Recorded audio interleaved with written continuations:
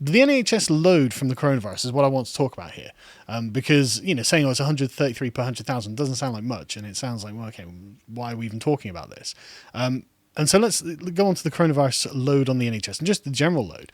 So according to the coronavirus government data, so if we can go to the next one, sorry. This is the official government data, and yesterday it was just, in fact, it's gone down.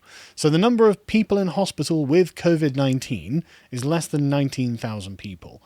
We have like 120,000 beds, overnight beds, in the NHS in the UK. So this is not some sort of record-breaking number. It's not something that appears to be putting the NHS into any particular danger. And as you can see, it's been 247,000 people since, or 249,000 people now, since the start of recording, which is in March.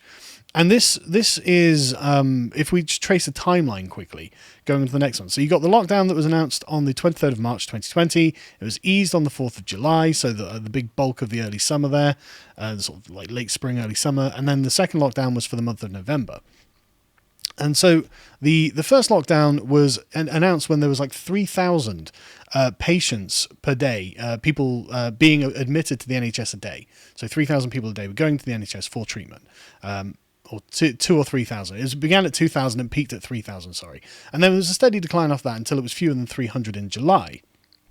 And so I thought it was worth just looking at the NHS, the government's official NHS data for England about just the number of beds, the overnight beds they have in the hospital, because I can't make head nor tail of these statistics in relation to the fear-mongering that is coming from the Labour Party, the Conservative Party, and the media. Like, looking at the official data, I can't really see what they're so afraid of.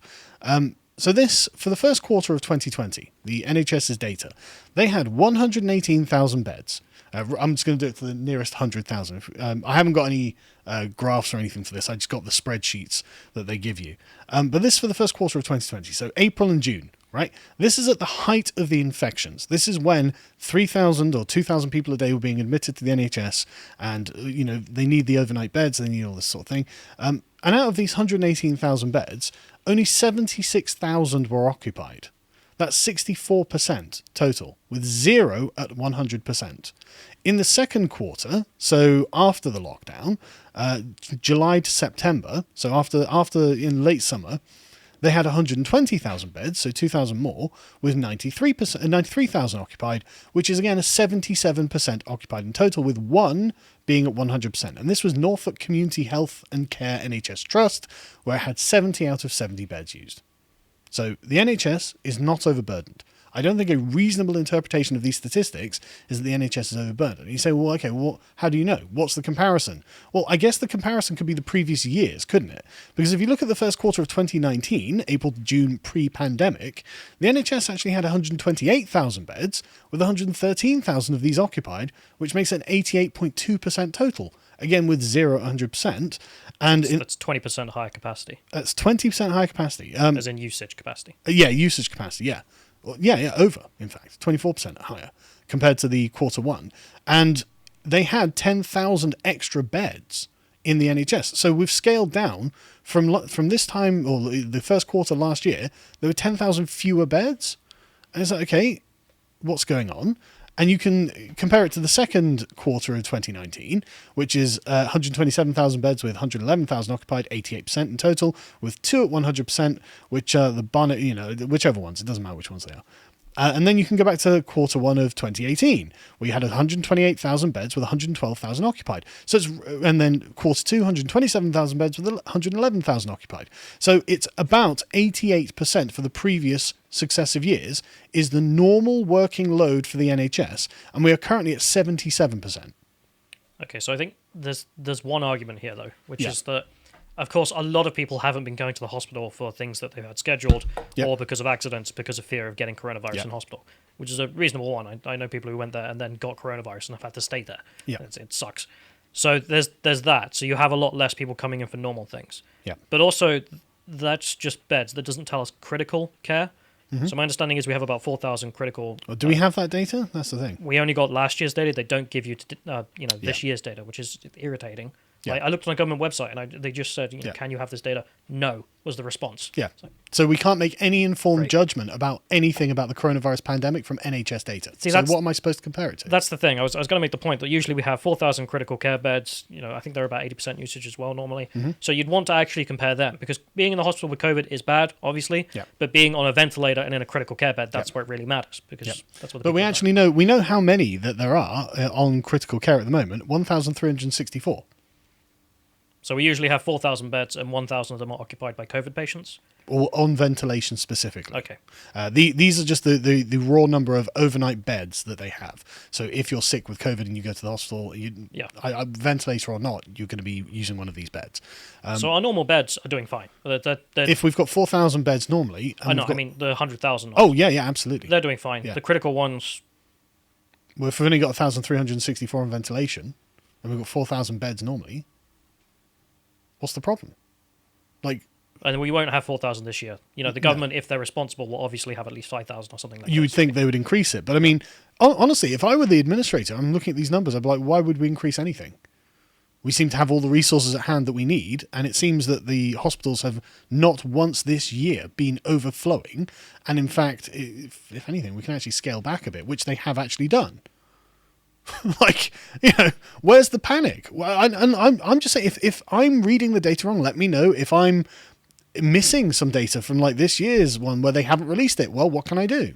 Yeah, like I'm trying to think. I mean, maybe they're saying, maybe you could argue with this new rise in infectivity. Let's just say it's true, just for the sake of argument. Then you could have a massive increase in the amount of people who need to go into hospital, and therefore we'd reach 100%. Because once you start reaching 100%, that's really bad. Like you don't. Obviously. You don't want people being denied access to ventilators because you just don't have them. So, that's the only argument I can come up with, though. Yeah, but we're nowhere near that point. We're not near that. We're running significantly under the normal usage of the NHS this year. Like, I don't know what to say. Why?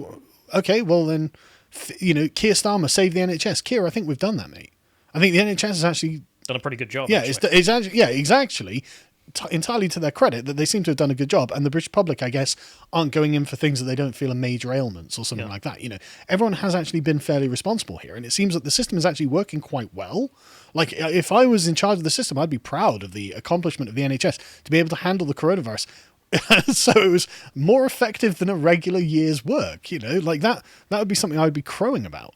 I don't know why the government doesn't. Neither do I. But then the government seem to be rudderless in all of these things. They don't seem to understand what would be a good thing to promote and what would make them look strong and how you could improve the country. But anyway, let's go to the Evening Standard's article about this, because this is why you just can't trust the media. Now, I'm not saying that this has been done mendaciously. I'm not saying they're deliberately trying to deceive, because I think it's entirely possible that they simply just didn't go through the data. Because this took me a couple of hours last night. I had to download these spreadsheets, pull them all up into various documents, and sit there going through tables and numbers. Terribly boring, right? And I can understand that a lot of people haven't done this, and so they see, as they're reporting, and it has been told, like the NHS England website, they'll put out a thing saying these are the numbers without any particular context. And so because they're meant to be read by people who understand the numbers. Yes, and if you're just some random coke-addled journalist who's looking at which they all are. You're not wrong. Yeah, I know. Coke-addled journalist who's got in early off a bender last night, didn't go to bed until 4:00, still stinks of booze, and is like, right, okay, I've got to write an article about something. Oh God, yeah. Got to write 5 a day. Exactly, got to write 5 a day. Really, 5 a day? I probably bet. I bet people at the Daily Mail have to write some stupid. I'll have to get the other guys working hard. No, but that's why it's bad. That's why it's bad, because they just write any old. Yeah, which is why Lotus.com is good.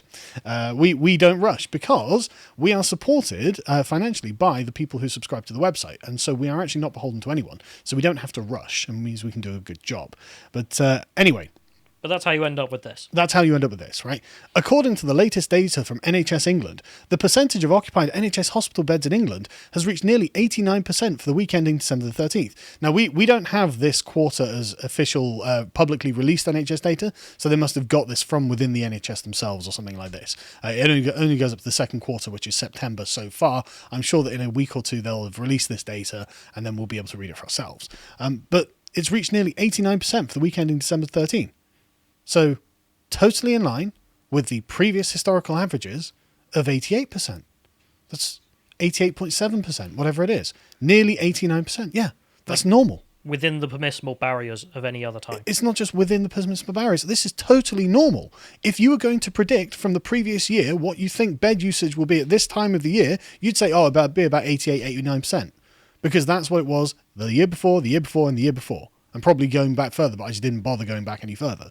Right? So this is totally normal. Some 2,543 COVID-19 patients were recorded in London on December the 16th, up from 1,787 a week ago. This is in a city with 8 million people. 8 million people, and they've got 2,500 of them who are in hospital with COVID.